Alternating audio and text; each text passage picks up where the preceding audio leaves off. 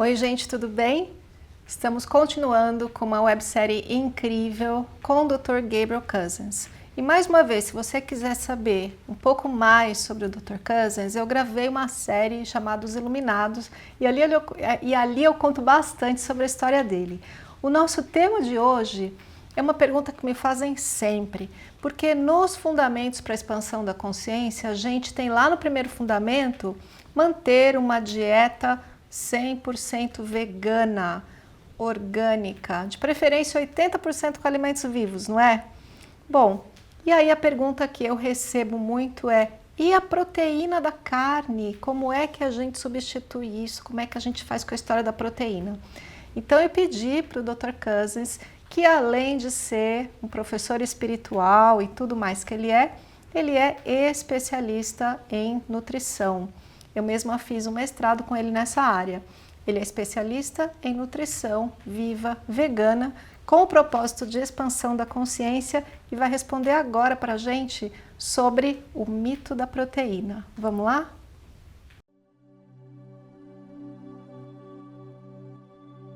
I welcome you with love. The protein question is an extremely common question in people in the vegan and really life food world. And it's an important one to address. The Journal of Clinical Nutrition says that vegans, vegetarians actually get twice the amount of protein they need. So the real question is, what is the optimal amount of protein that we need, and what are the best sources of protein? There is a pathway for longevity and anti-cancer called the mTOR pathway, and it shows that people need between 35 and 70 grams of protein for optimum longevity. Now, the second thing we do when we really look at that question of optimum need is, well, how many people need a lower protein, how many people need a higher protein? The research shows about 70% of the population needs closer to 70 grams. And about 30% of the population needs closer to 35 grams. So that's a perspective. In other words, we vary as human beings. There is a chromosome called chromosome 19 that actually tells us in our gene sequence whether we need higher or lower protein, how much fat we need, and also how much carbohydrate we need. So this is actually a scientific question.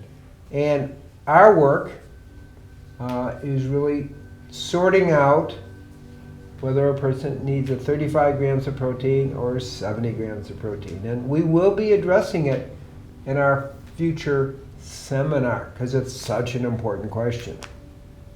In the meantime, just knowing that vegan and vegetarians really do get adequate protein, and the real issue is getting too much protein. We have very, very excellent sources of vegan protein, nuts and seeds, for example. And we know that people who have just occasionally nuts and seeds live about 70% longer. People who are having nuts and seeds once a week live about 11% longer. And if they're having it 2 to 4 times a week, nuts and seeds in their diet, they're living about 13% longer. And if you're having nuts and seeds every day, which I do, and which I really do recommend, we increase lifespan by about 20%. That's very significant. So we have adequate sources. Now, other adequate sources are the green concentrates, spirulina, chlorella, blue-green algae are extremely excellent sources. Their protein content is between 60 and 70 grams. That's really important. More important, the assimilation rate. And the assimilation rate is between 90 and 95% assimilated. Now, contrast that to meat, fish, chicken, okay, and here's what we see. Beef is about 26% protein. Chicken is about 23% protein. Fish is between 15 and 20% protein. Now, so it's not as high as these high quality vegan proteins. And in addition, we're not talking 90 to 95% absorption like we are talking about with spirulina, chlorella, and blue-green algae. We're talking about meat, fish, and chicken 16, 17, and 18% absorption. So we really are getting a much higher quality protein. And we look at leafy greens, spinach is 49% protein. Now, the little trick to that is the volume is, you have to eat a lot of spinach to do that. Kale is about 45% protein. But again, you'd have to eat a lot. So we're really going to say concentrated protein to make sure the discussion makes sense. Meat is a concentrated protein. Meat, fish, and chicken are concentrated protein.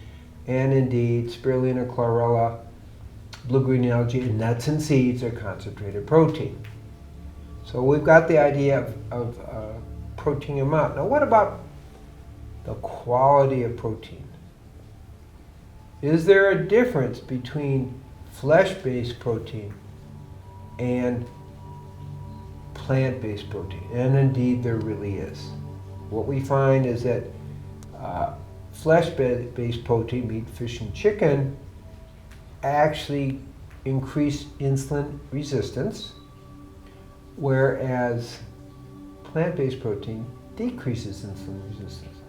That's pretty important. And in fact, we know that flesh-based protein increases the rate of diabetes 35 to 50% as compared to plant-based protein. That's pretty important. Now, there are other things that happen with meat-based protein. It's very high in leucine and methionine. Well, leucine and methionine actually disrupt the mTOR pathway. That's what I mentioned at the beginning, which is the longevity and anti-cancer pathway. So they actually disrupt that and interfere with longevity. That's a very important thing. What we find, and this is particularly important in terms of diabetes, is that meat-based protein is higher in estrogen. And what we find in terms of diabetes is higher estrogen actually increases the rate of diabetes. Now we go a little further with it, and we see that according to the agencies in the United States, we're really looking at pesticides and herbicides being 95 to 97% concentrated in higher up in the food chain, meat, fish, chicken, and dairy, and really dairy. So the lower we eat in the food chain, the lower our exposure to pesticides and herbicides. And children who are eating organic, vegan, or just organic actually have 1/6 to 1/4 the amount of pesticides and herbicides. So by eating lower in the food chain, we are exposed to a whole lot less toxins. 95 to 97% is a high amount of toxins. So these are some of the things to really consider when we talk about protein. Now we also find that animal fat, not plant fat, but animal fat, which comes along with your flesh foods, actually destroys the beta cells of the pancreas, which make insulin. Research shows that people who have 2 helpings of fish a week have a distinct drop in their insulin production, which then predisposes them to diabetes. So the list can get very long in terms of the issues, but we are talking about quality of protein, and a plant-based protein is significantly more healthy for you. and it's easier to really get the highest quality protein, particularly minus pesticides, herbicides, because we're eating lower on the food chain. So that whole worry about protein really isn't a worry. We can easily get enough protein on a plant-based diet. There really is no problem with it. And with that understanding, I bless you that you're able to feel at ease with this and know, yes, indeed, you can get enough protein. Amen. E aí, pessoal, como que é isso para você? Lembrando que você aí que ainda não está direitinho nessa alimentação do futuro, você ainda que não levou a paz para o seu alimento e para a sua mente também, não consumindo os produtos animais, eu vou te falar uma coisa, não se desespere. O Dr. Cousins é um especialista nesse assunto e traz uma quantidade muito grande de dados a esse respeito, dados científicos mesmo, e também fala do ponto de vista espiritual de tudo isso. Mas se você ainda não chegou lá, não se desespere, lembre-se que a gente dá um passo por vez no nosso caminho. Então, pensa em tirar a carne um dia da sua semana, depois 2 dias, depois acrescentar a espirulina, né, na sua alimentação e ver como você se sente, acrescentar mais as folhas verde escura que ele mencionou, as castanhas, as sementes, e observa o que acontece com você. E nessa observação, não é apenas no seu corpo, mas também como a sua cabeça passa a funcionar diferente. E deixa aqui o seu comentário para eu saber como é que está sendo para você. Peço então, se você ainda não é assinante do nosso canal, que assine o nosso canal, acione o sininho de notificação e fique de olho nos nossos eventos presenciais, porque eu trago o Dr. Gabriel Cousins aqui em eventos presenciais todos os anos. Dá uma olhadinha lá no website. Um beijo.